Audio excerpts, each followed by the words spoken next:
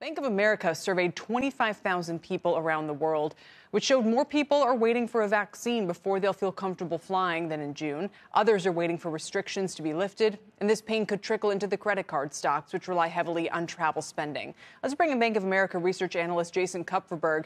Jason, what's the most important takeaway from these findings?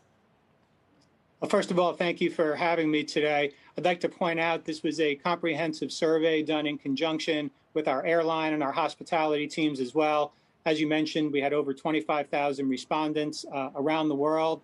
And one of the overarching takeaways here in a set of what is broadly characterized as mixed results, 27% of those surveyed say that they will not fly until there is a vaccine widely available.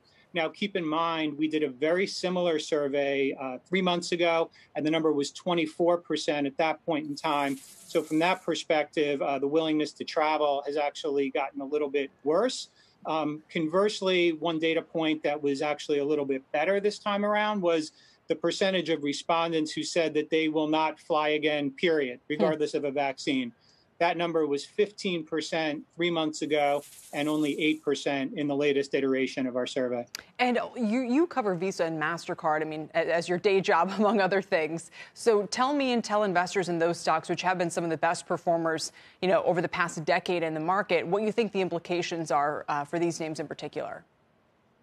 It's important to remember that Visa and Mastercard make a disproportionate amount of their revenue and their profit specifically from cross-border travel. So domestic travel is one thing, but cross-border travel we think is a much bigger hurdle in terms of getting consumers back on planes that actually go across borders. And what we found is that 60%, nearly 60% of our respondents say that they will not travel internationally until at least the second half of 2021 or when a vaccine is available. And so that's going to continue to be a headwind for a period of time for Visa and MasterCard. Again, more from a revenue and a profit perspective than purely from a payment volume perspective, because they do make richer yields on those cross-border transactions. So I think that's the most salient data point for them. Absolutely. So if what you're saying is that it could be some time before that comes back, does that mean the spell is broken and that these stocks, again,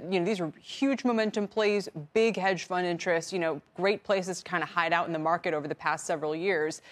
Does that mean they're not going to be able to hold that position any longer? And I wonder if there's anyone else in your coverage universe that this benefits, or if it's simply a case of a different type of market for them going forward.